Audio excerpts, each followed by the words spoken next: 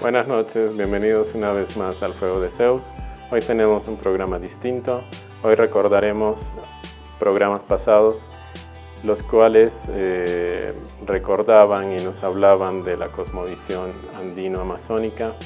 Y para empezar este programa tenemos a Fernando Guanacuni. Vamos a recordar sus palabras, su programa sobre cosmovisión andina. Esa cosmovisión emerge de hace miles de años, ¿no? Si bien ha tenido sus características propias en cada época, según las condiciones históricas, pero sí ha habido una matriz referente que ha ido generando una armonización de la vida en los Andes bajo el pensamiento de lo que hoy denominamos Pachamama, ¿no? Pachamama. Entonces, esta forma de ver prácticamente no solo ha modelado, sino ha rediseñado todo lo que es la perspectiva de los Andes al mundo. Bien, Fernando, ¿por qué desde hace menos de 2 décadas, ¿no? Por decir, desde hace más de 10 años, recién no es que se haya dado a conocer la cosmovisión andina, pero sí porque ya había amautas, ya habían sectores que tocaban, hablaban de este tema, pero era no era muy, no sé si la palabra correcta es conocido, pero ¿por qué no se escuchaba tanto? ¿Por qué no se investigaba tanto antes de este tiempo, ¿no? O sea, como ahora es más común escuchar, ahora es más común ver a referentes, saber que hay amautas, saber que le damos más importancia hoy por hoy inclusive en las alacitas, ya no se muestra solo al equeco, ¿no? Sino ya es algo a la Pachamama, es algo más nuestro, ¿no? ¿Por qué recién me refiero a unos 15 años, ¿no? Después del 2000 quizás, no sé, pero ¿por qué recién se ha dado este conocimiento a todos, ¿no? Nosotros lo entendemos de esta forma. Desde 1492 se quiebra una historia, surge una historia de invasión, de saqueo y de superposición cultural. Esa es la razón fundamental. En 1492 no ocurrió un descubrimiento de América o el primer encuentro de los europeos con el continente, no. Lo que ocurrió es el inicio del saqueo, la invasión, el genocidio, ese es el punto, y la superposición cultural. Y por lo tanto, toda la política, desde 1492 en el continente y 1532 en la región, cuando llega Francisco Pizarro y Atahualpa y toda la historia que se conoce, empieza una superposición cultural. Vinieron en búsqueda de oro, vinieron en búsqueda de plata, vinieron en búsqueda de riqueza. Ese era el sentido, ¿no? El proceso llamaremos de la etapa colonizadora. Entonces, toda la etapa de la colonia no fue fácil para los pueblos indígenas. Ya me imagino para nuestros ancestros, para nosotros no es sencillo en este momento. No es sencillo en este momento por toda la hegemonía de pensamiento, del monocultivo mental que existe, no solamente aquí en el continente, sino en el mundo como tal. Entonces, el periodo colonial, prácticamente con la ley de extirpación de idolatrías, hubo todo un proceso de superposición y destrucción de la práctica y obviamente del pensamiento en los Andes. La concepción de la Pachamama, la concepción de los ancestros, la concepción de vida no interesaba, porque venían con una premisa, vinieron con la cruz y la espada. La cruz representó la hegemonía de pensamiento de que existe una sola verdad y esa verdad es la única y la verdadera.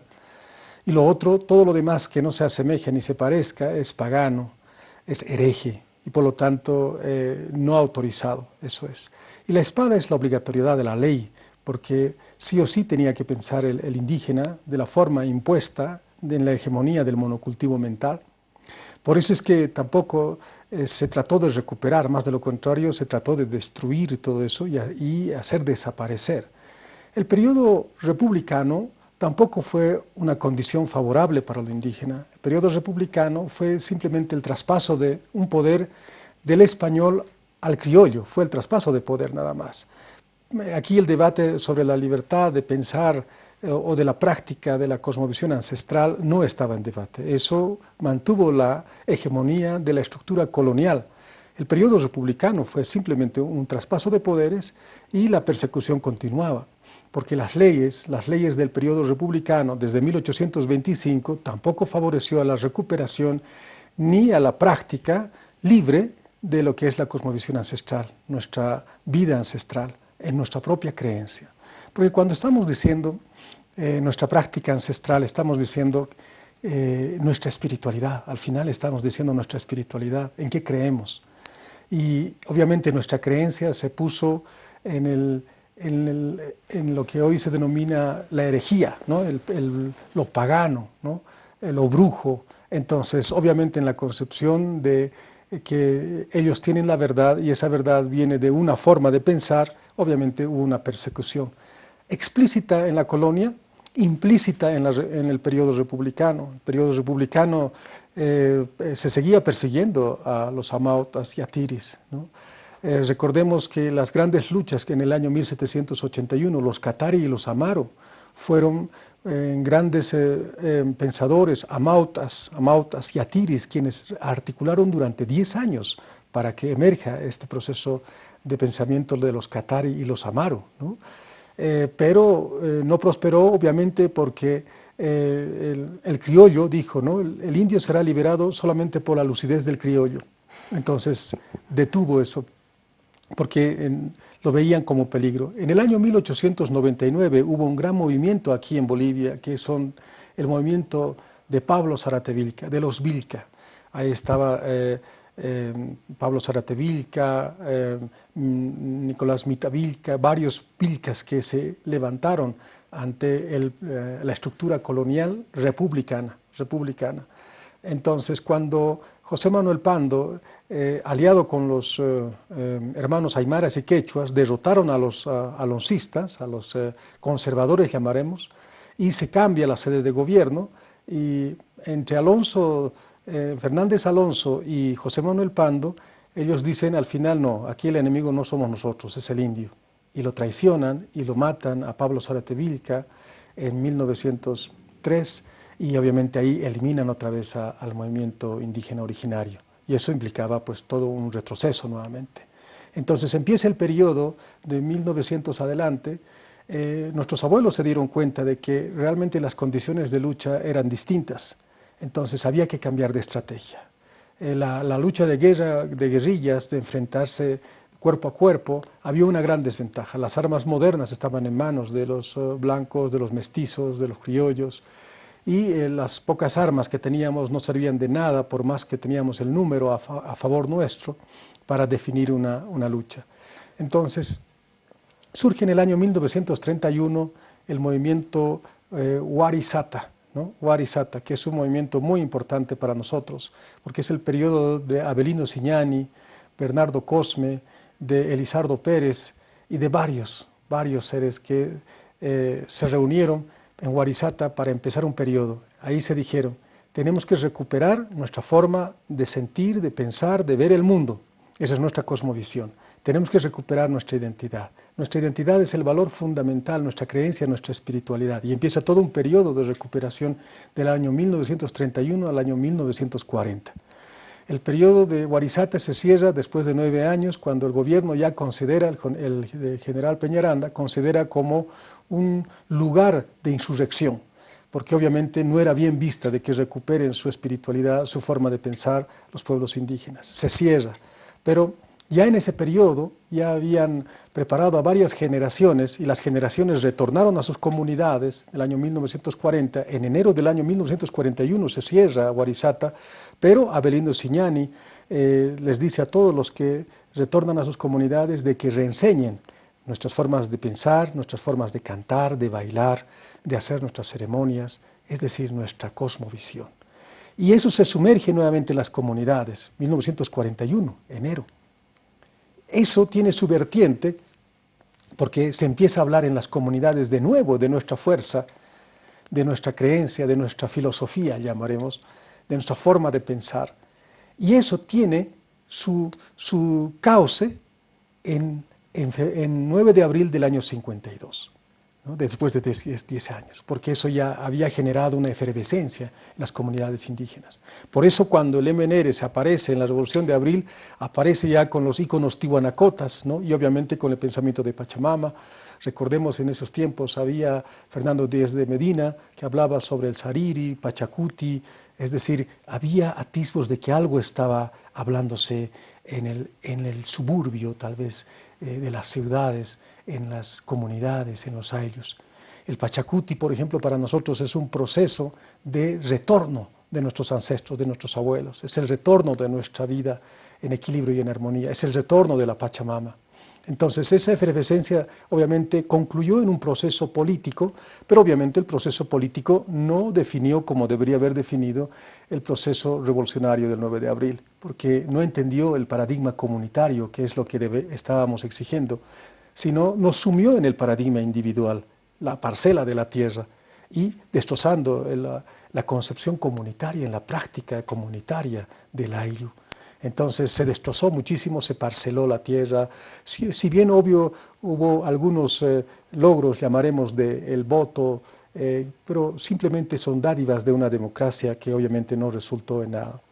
Continuó en los años 50, los 60, golpe de Estado de los 70, donde obviamente se define de otra manera, no solamente Bolivia, sino el continente, los 80, en un proceso democrático pactado, en la cual no había una concepción de mayoría, porque obviamente la mayoría sigue sumergida en la clandestinidad. La mayoría es lo indígena, la mayoría es la Pachamama, la mayoría es el Pachacuti, la mayoría es los achachilas, ahuichas, la mayoría somos nosotros, pero sumergidos en la clandestinidad.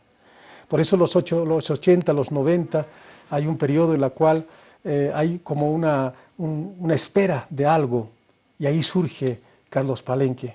Carlos Palenque, Avilés, levanta esa clandestinidad, devela esa clandestinidad, cuando desde la radio metropolitana dice Kamisaraki, Gilatanaka, Culiacanaca.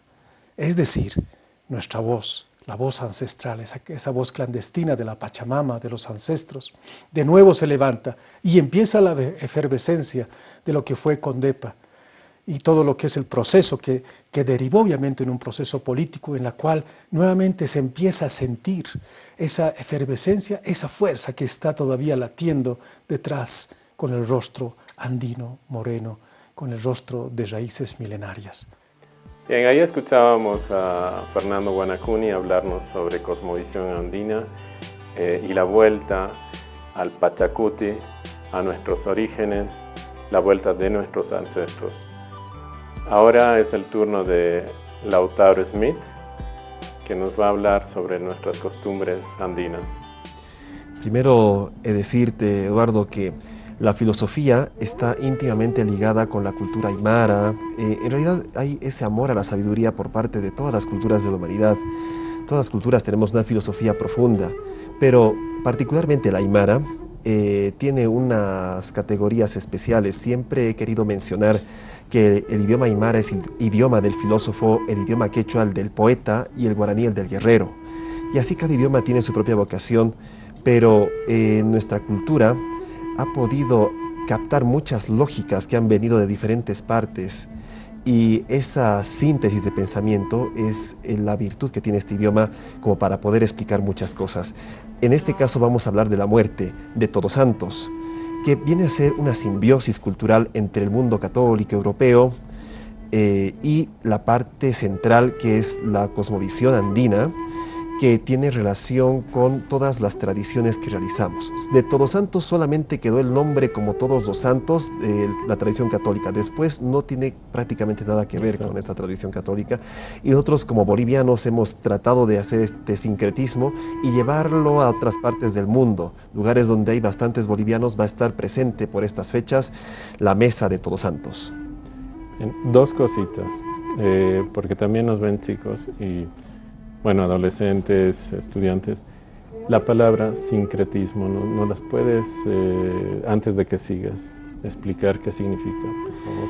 La palabra sincretismo tiene relación con una simbiosis, una fusión cultural. Puede haber dos tipos de sincretismo, un sincretismo que sea negativo, de repente una cultura dominante se impone sobre otra dominada y el sincretismo genera una especie de subcultura en palabras de algunos sociólogos. Pero hay un sincretismo muy diferente que es el que ha ocurrido en este caso. Yo hablo de una supercultura. El sincretismo que viene de Europa no somete en realidad a la cultura andina. Es la cultura andina la que tiene y conserva el trasfondo. Solamente el detalle, solamente la forma puede aparentar ser europeo, pero el trasfondo, la parte central, la lógica ritual es netamente andina. Y cuando ocurre esa fusión de culturas, de tal manera que una no someta a otra y que más bien se complementen entre sí, estamos hablando de un sincretismo positivo y constructivo. Genial. Bueno, hace rato yo decía Italia, bueno, en realidad Roma, porque a menos que nos toque alguien como vos que abarque la cosmovisión andina, si uno busca en un libro sobre este tema, generalmente encuentra una costumbre de españoles, pero no sé, también se habla de Roma y también se habla de fechas, digamos los romanos, el 13 de mayo, algo así, no me acuerdo bien, pero ¿cómo coincidimos con esta fecha 1 de noviembre? O sea, ¿cómo llegamos a esta fecha para este tipo de celebración? Ya que, por decirte, volviendo a esto de los romanos, tenía que ver con la agricultura. Entonces, ahora, con nuestra cultura, ¿cómo llegamos a coincidir? O cómo esta simbiosis que dices queda en esta fecha. ¿Por qué queda digamos, en noviembre y tiene algo que ver con la agricultura o no? ¿Alguna costumbre? Si bien lo has dicho, la relación con los romanos, con la antigua Roma pagana, se celebraba en mayo en la tradición a los muertos. Sin embargo, cuando la Iglesia Católica empieza a evangelizar a otras áreas, y estamos hablando de las tierras nórdicas, de lugares como Inglaterra, lugares en los que la cultura celta es bastante fuerte, no les queda otra al mundo católico que aplicar esta idea de adaptar esta fiesta del Día de los Muertos al calendario católico, pero en sí el calendario romano tendría que ser en mayo, pero por esta situación de geopolítica y de expansión evangélica es que deciden cambiarla al 2 de noviembre. Ahora bien, cuando se llega a América, mal te podría decir exactamente cuál era la fecha con respecto a los aztecas, pero en el caso de lo que viene a ser los incas, los aymaras, los quechuas, la situación es muy parecida y tengo la suerte de tener todavía una memoria ancestral de mi abuela que es del lado de Zabaya y ella junto con sus compadres y comadres del pueblo celebran esta festividad por el 15 de noviembre. Es el viento por lo general el que demarca que están viniendo las almas, según dice la tradición. El 15 de octubre quiero decir. Okay. Es un poco antes. Entonces, mal o bien lo que se hizo en la evangelización es que coincidan las fechas y vieron que hubo cierta compatibilidad ya con esa experiencia previa con los celtas y por eso coincide más o menos el Halloween con el tema de Todos Santos y las demás tradiciones. Bien, ahí estábamos escuchando a Lautaro Smith Coakira hablándonos sobre nuestras costumbres y creencias. Ahora vamos a un corte y al volver estaremos hablando sobre el Gran Mojos y la cosmovisión amazónica.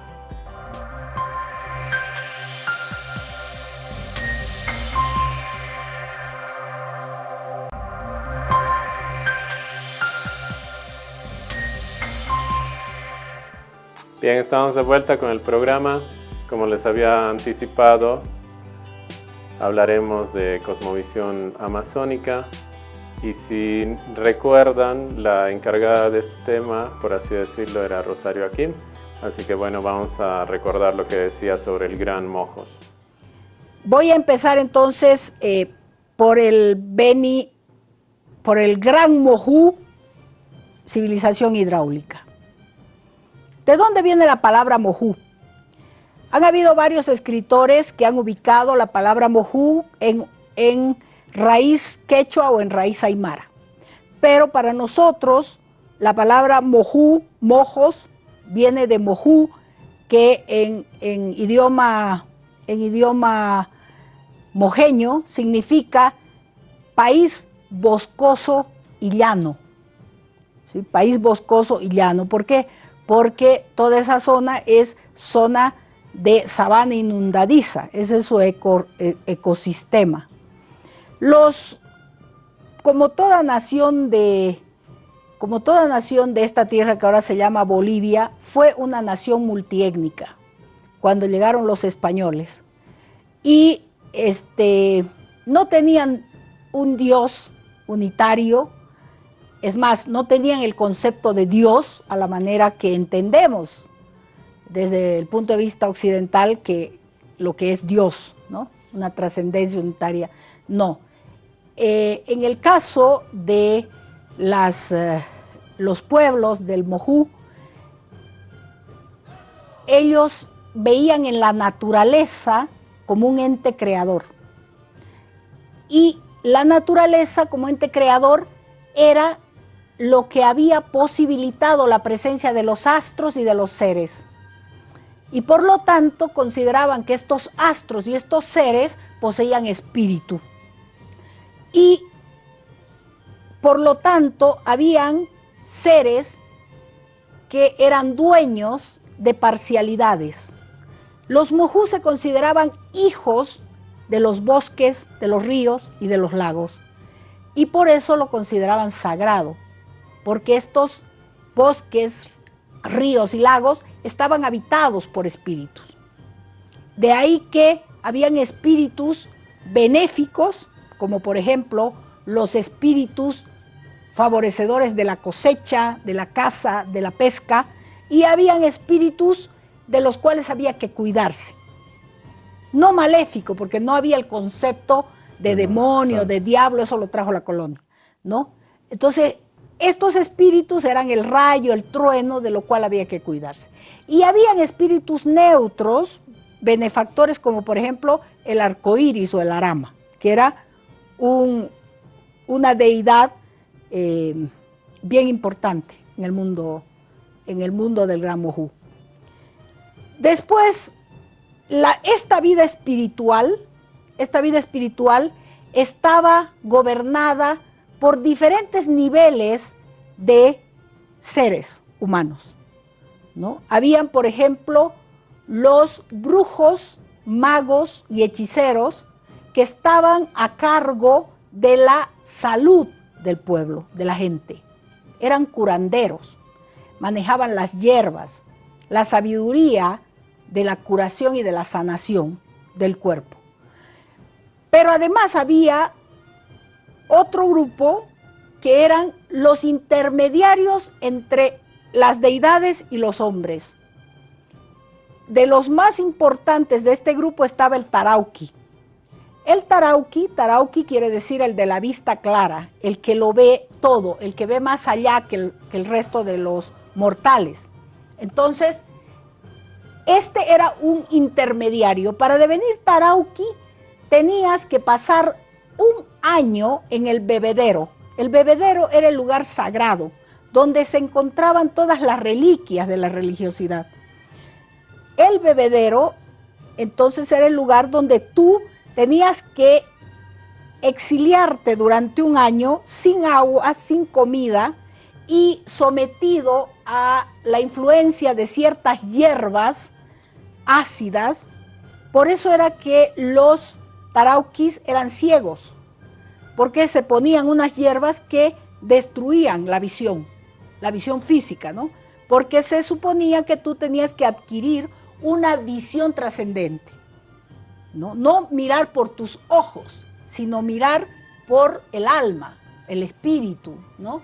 Tener otro tipo de conexión que la física que te dan los ojos. Entonces, el Tarauqui era este personaje.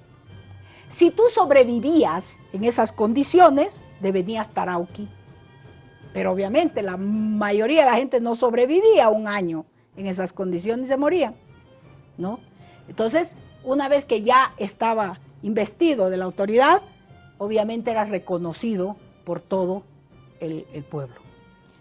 Y había un tercer grupo, que era el grupo de los jefes o maestros de supersticiones, que eran los encargados de controlar la veracidad del conocimiento mítico. A estas personas se les llamaba motire. Los tarauquis tenían otro nivel más, que eran los comocoi. Habían los tarauquis y los comocoi, que eran intermediarios entre los hombres y los dioses. ¿Cuál era la diferencia de los comocoi? Los comocoi eran devotos de el Arama Moco, que era la divinidad del gran Mojú. El Arama Moco es el gran emperador supremo, el tigre. Entonces, el comocoi devenía comocoi a partir de su encuentro con el tigre real. Entonces tenía que haber un encuentro entre el comocoi y el tigre visible, se llama, y tenías que matarlo al tigre visible. Entonces, cuando matabas al tigre visible, el tigre visible te revelaba su nombre, y ese era el nombre que tú ibas a adquirir como comocoi. Y entonces devenías devoto o adorador del tigre invisible. Imagínate la complejidad de estas culturas, ¿no es cierto? No son salvajes con taparrabos que van de un árbol en árbol comiendo su guineo, ¿no es cierto? Como nos ha querido hacer creer, inclusive se sigue en muchos colegios transmitiendo este tipo de mirada colonial. Están estos comocoi, que son los encargados del servicio al tigre invisible, al Arama Moco, que es el gran emperador supremo de la cultura mojú. Y luego tenemos los motires, que devienen motires porque tienen una pelea con el lagarto, con la serpiente, y los matan, o porque se les ha presentado el axané. El axané es una especie de genio pequeñito, una especie de duendecito. Entonces, los motires son ancianos, tanto varones como mujeres. Por eso son maestros de la superstición, es decir, son los sabios de la cultura, ¿no? En ellos reside el conocimiento. Entonces, a nivel de la espiritualidad del gran mojú, la civilización funcionaba de esa manera. Ahora, ¿por qué se le llama civilización hidráulica? Porque el lugar donde se encuentran es la sabana inundadiza, la sabana inundadiza de Pampas, ¿no? ¿Eso qué significa? Que llueve mucho y por lo tanto inunda. Estas naciones lo que lograron fue crear un sistema eficiente de uso y control de las aguas de la inundación. ¿Cómo lo hicieron? Lo hicieron a través de terraplenes, lo hicieron a través de lagunas, lo hicieron a través de diques, lo hicieron a través de lomas artificiales.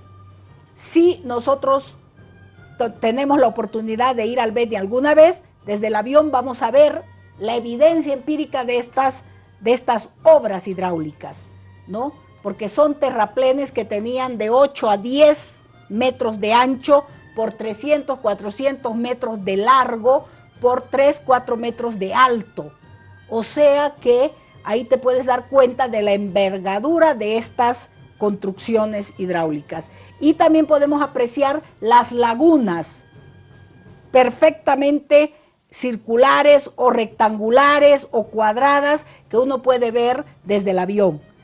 Estas obras hidráulicas, estos diques, estos camellones, estaban conectados unos con otros.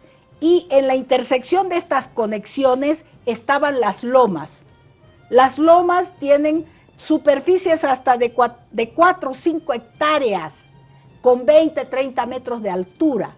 O sea, imagina la cantidad de gente que había en esta civilización, porque para poder trabajar estas obras necesitas mucha gente. La gente vivía en esas lomas. En Trinidad, cerca a Trinidad, a unos 10 minutos de Trinidad, todavía se conserva una de esas lomas, que es la Loma Suárez, donde uno puede apreciar cómo era la vida en ese lugar, ¿no? Sabemos estos datos por las excavaciones y los enterramientos que se han encontrado, pero es todavía muy poco lo que sabemos de esta gran sabana y de esta civilización Mojú. Los datos que yo les estoy compartiendo acá son datos de un investigador inglés llamado Kenny Lee, que ha sido el que ha investigado durante toda su vida en la sabana Mojú. Para que te des una idea de la ignorancia que tenemos sobre la zona, de las 20.000 lomas que ha calculado Kenny Lee, es decir, que ha georreferenciado, solo hemos cavado 20. De 20.000. De 20.000 que existen en la sabana, solo hemos excavado 20 lomas. Los datos que sabemos sobre el mundo Mojú son de esas 20 excavaciones. O sea, nos falta muchísimo por investigar. Entonces, sabemos que la gente vivía en esas lomas, sabemos que se cultivaba en época de agua, cuando se inundaba la sabana, sobre los terraplenes, y se navegaba por los bordes de los terraplenes de un lugar al otro. Servían como medio de comunicación fluvial en tiempo de agua. Y en tiempo seco, cuando bajaban las aguas, se usaba toda esa manta de vegetación que cubría el agua. Al bajar el agua se podría y se usaba como abono en la parte cultivo. Y se caminaba por los terraplenes, es decir, los terraplenes servían de puntos de conexión. Estas sociedades eran sociedades familiares, clanes familiares. Cada loma tenía un jefe familiar. La transmisión de mando de jefe era hereditario, era de padre a hijo, pero el hijo no podía quedarse en el lugar. Entonces, si tu padre moría, tú lo enterrabas en el centro de la loma a tu ancestro, en unas tinajonas que ya no se hacen más, pero antes se hacían, de más o menos 1 metro. Ahí iba la persona en posición fetal, se la enterraba en medio de la casa y el grupo familiar tenía que salir. Los Mojú están considerados por los antropólogos como un pueblo muy amable, de gente muy linda, muy hospitalaria, y también de gente muy limpia y muy arreglada, ¿no? Sus camisetas y sus tipois, que eran los trajes típicos que utilizaban, eran muy bordados, muy elaborados. Inclusive la manera de peinarse, la manera de arreglar las trenzas, los colores, en fin, era muy llamativo cuando llegaron los jesuitas al Mojos. Entonces, el Mojos era el gran atractivo colonial. La Europa lo conocía el Mojos como el Dorado, ¿no? Era la ciudad del oro que buscaban los españoles. Se vinieron buscando la ciudad del oro, no la encontraron en el mundo andino, entonces que ellos pensaban que el Dorado, el Paitití Candire, tenía que estar en la Amazonía, ¿no? Entonces querían llegar como sea a ese lugar, pero no podían. Hicieron 24 entradas a las zonas del Mojos. 24 entradas. ¿Qué era cada entrada? Cada entrada era un destacamento militar de más de 3.000, 2.000, 1.500, dependiendo del dinero de quien financiaba esas entradas, de soldados que iban con animales, que iban con ollas, con todo, pues, ¿no? Porque no sabían a dónde estaban yendo. Entonces, cada una de esas entradas, que costaba muchísimo dinero a la corona española, fue un fracaso. Las últimas 2, de las 24 programadas, las últimas 2 no se realizaron porque el rey dijo basta. O sea, entraban y morían como moscas.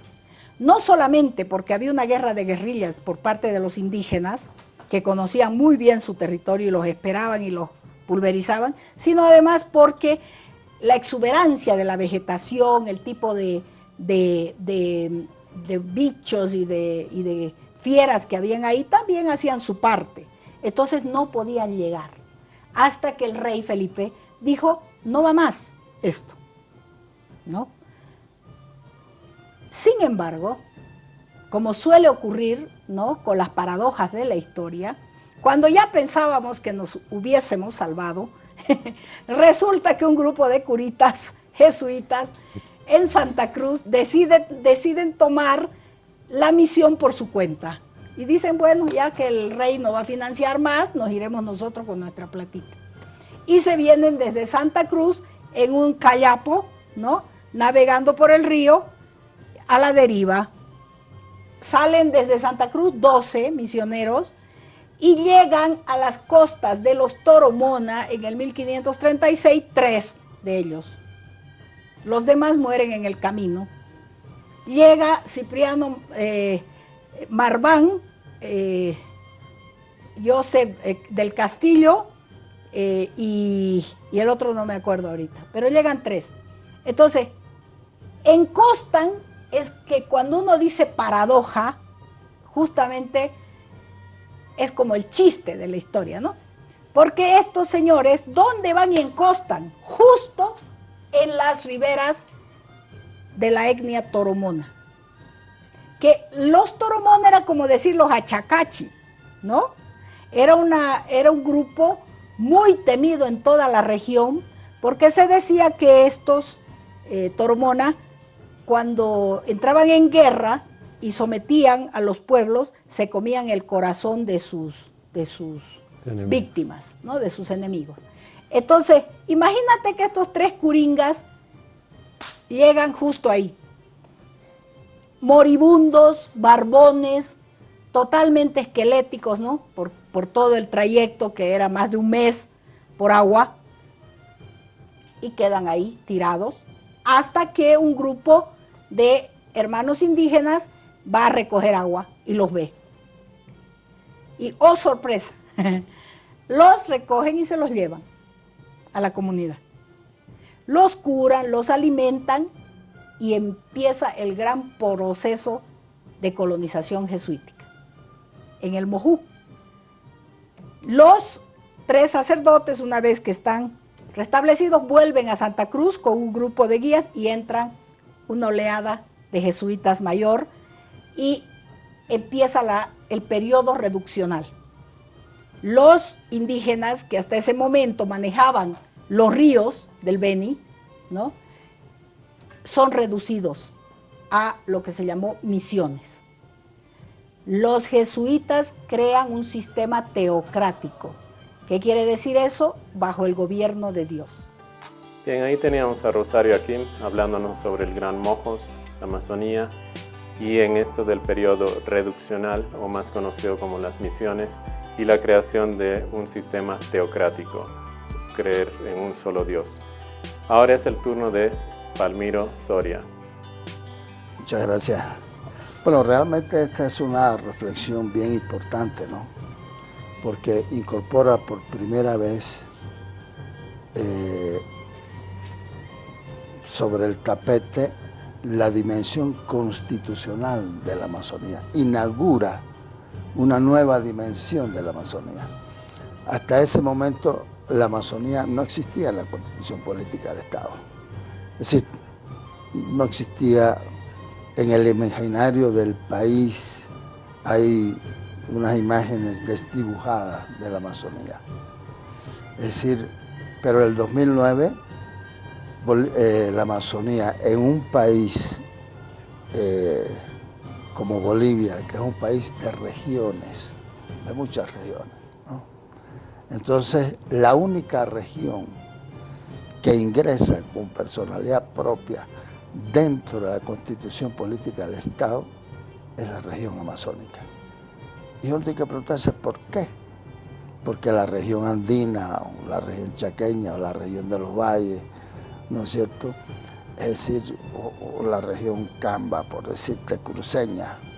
Es decir, son regiones que además tienen un peso político, algunas tienen un peso histórico, incluso mayor que el de la Amazonía.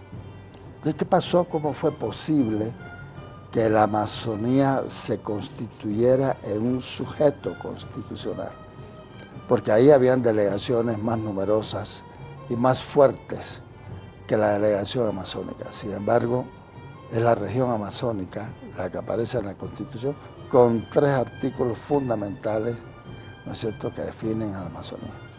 Hasta ese momento, históricamente, la Amazonía, imagínate tú que la primera referencia histórica nacional es en 1854, con el primer mapa de José María Linares, perdón, en 1859, y aparece la región amazónica como región no explorada, desconocida, no explorada, habitada por salvajes.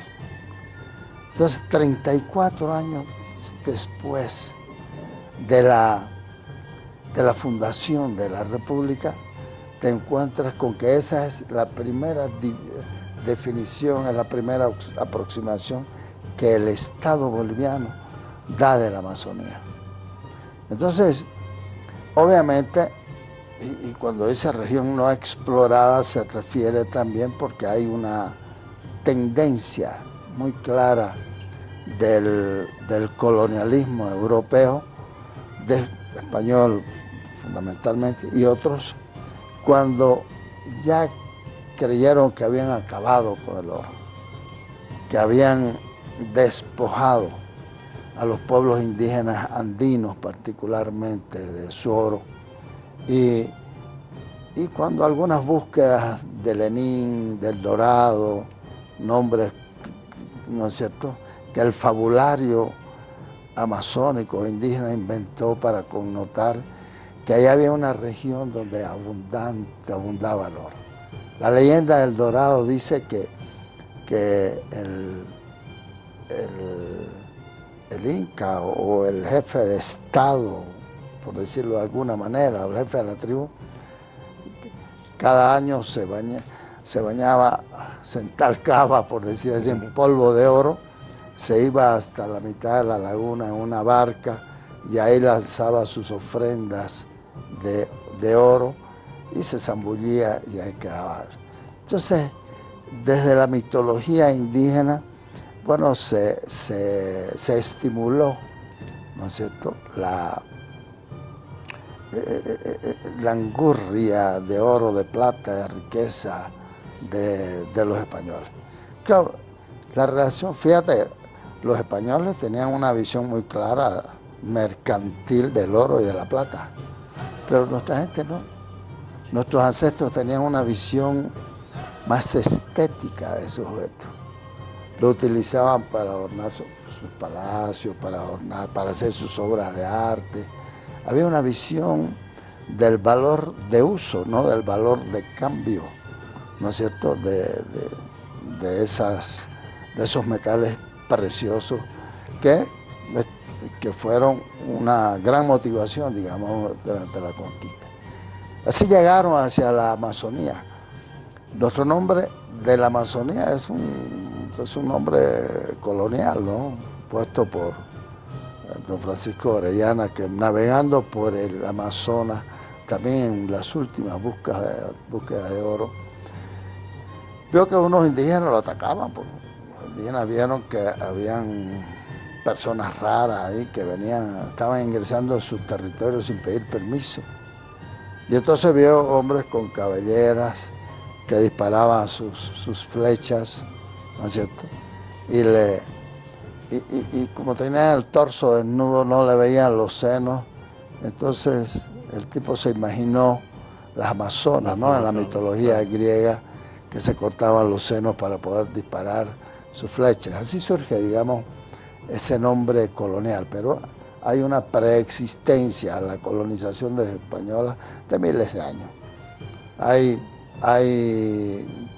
pruebas arqueológicas, incluso de la existencia de más de 7.000, 8.000, más de 10.000 años de etnias que habitaban el espacio amazónico. Entonces, y que conocían muy bien su Amazonía. Porque la noción del hombre amazónico siempre fue de territorio, nunca fue una noción de tierra. ¿Te das cuenta? La noción de tierra es más moderna, es una noción mercantil. Claro, Entonces, y la tierra es un pedacito, 300 metros cuadrados, es la noción que usamos, ¿no?, para hacer la casita en las urbes. Claro, mi terrenito. Sí. Mi terrenito. Pero el indígena siempre tuvo una amplia noción del territorio. Generalmente buscaban los límites entre dos ríos, en los numerosos ríos que tenemos nosotros, ¿no?, en la Amazonia. Entonces, porque en mi región, entonces tú cazas aquí, allá y acullá, pescas en este río, en esta laguna, en este otro río, obtienes las mieles de aquí, sabes cuándo hay que cosechar la almendra, recogerla y cómo alimentarte, ¿no? Y cómo utilizar la medicina natural que está ahí en las plantas, ¿no? Eran profundos conocedores de la botánica, de las propiedades medicinales de las plantas, y sabían cómo curar cada enfermedad o las enfermedades que ellos tenían, porque hay unas enfermedades que son previas a la conquista española y hay otras enfermedades posteriores que trajeron los colonizadores. También hay mutaciones genéticas de los bichitos, ¿no? Los mosquitos, por ejemplo, ellos tenían un proceso de matrización, se llamaba, un proceso de autoenvenenamiento de la piel, tomaban unas pociones ligeras, entonces endurecía la piel, llegaba el mosquito y no pasaba. Wow. Pero llegaron los colonizadores españoles y cuando los picaron y volvieron a picar, ya había una mutación genética y ahí aparecen un montón, varias enfermedades distintas, diferentes. El paludismo, Sí. ¿no es cierto?, el falciparium, y particularmente el falciparium negro, que es el asesino, por decirlo así de alguna manera, el letal, digamos, los científicos botánicos y farmacológicos han explicado que se debe a una mutación de ese tipo de mosquitos, por ejemplo. Amén que trajeron otro tipo de enfermedades que nos costaron muchos muertos. De por sí que la Amazonía estaba poblada por muchas etnias pequeñas, pero que disfrutaban de su espacio amazónico. Entonces, con la conquista española, la primera noción es, acabada la fiebre del oro, tenemos esta inmensidad con muchas riquezas naturales. Entonces hay que investigar qué tipo de riquezas naturales hay que le puedan servir al Reino de España o le puedan servir a las principales potencias de Europa, porque aquí desembarcaron holandeses, ingleses, portugueses, ¿no es cierto?, españoles, ¿no? Y franceses. Entonces, que eran las grandes potencias coloniales.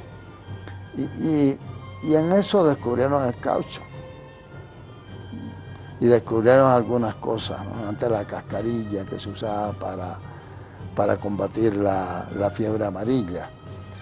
La construcción del canal de Panamá, por ejemplo, la cascarilla y la hoja de coca, productos nacionales, sirvieron mucho.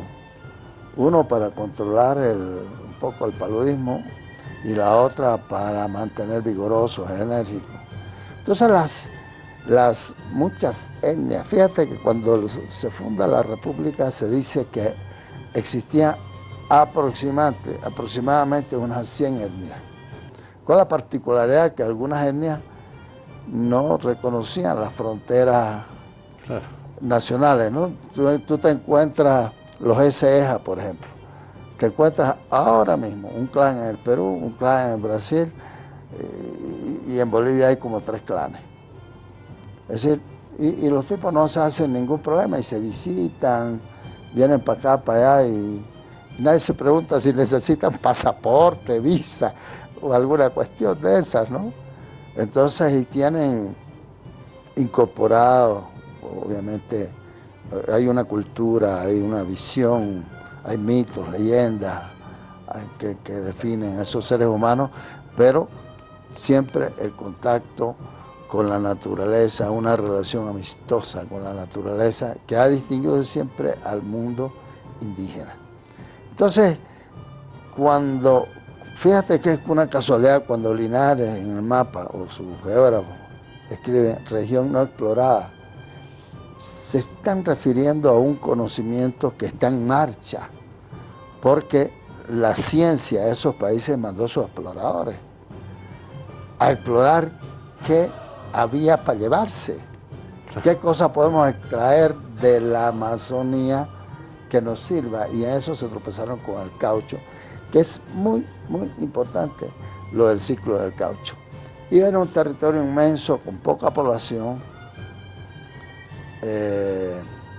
que, bueno, ellos pensaban, fíjate que se ha hablado del vacío demográfico de la Amazonía, como un argumento colonial. Por cierto, aquí hay un vacío demográfico, alguien se tiene que apropiar de las riquezas que hay ahí. Esa era la lógica del colonialismo de esos tiempos, ¿no? Por lo tanto, arriba muchachos. Y los exploradores, hay caucho aquí aproximadamente, y ahí sirve para estito, para los tritos.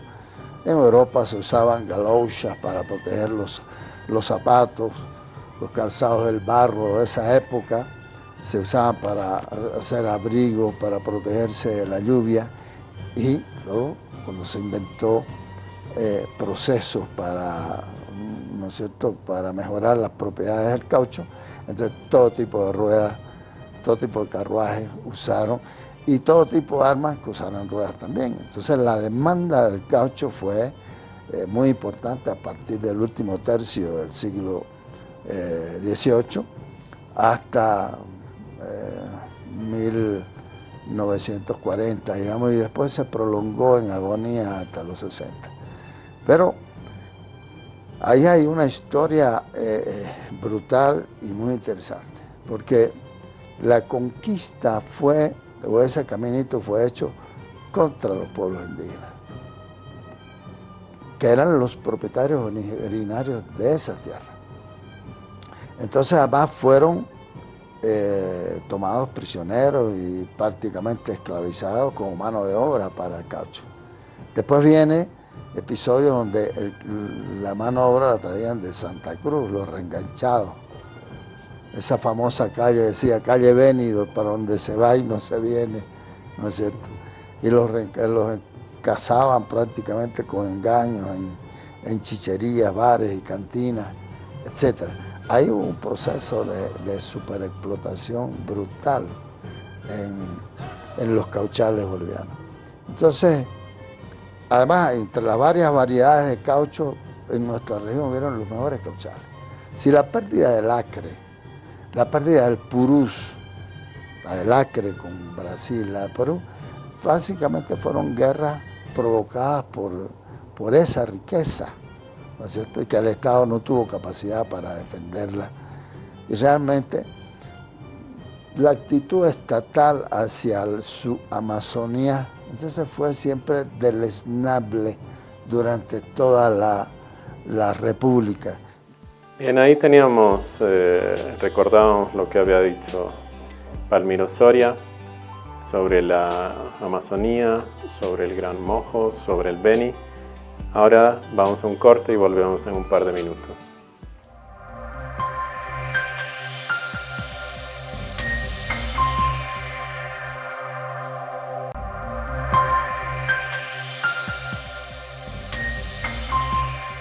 Bien, estamos de vuelta con el programa, el último bloque, y hay algo que hay que recalcar de este resumen de los programas sobre cosmovisión andina y amazónica, que es la colonización.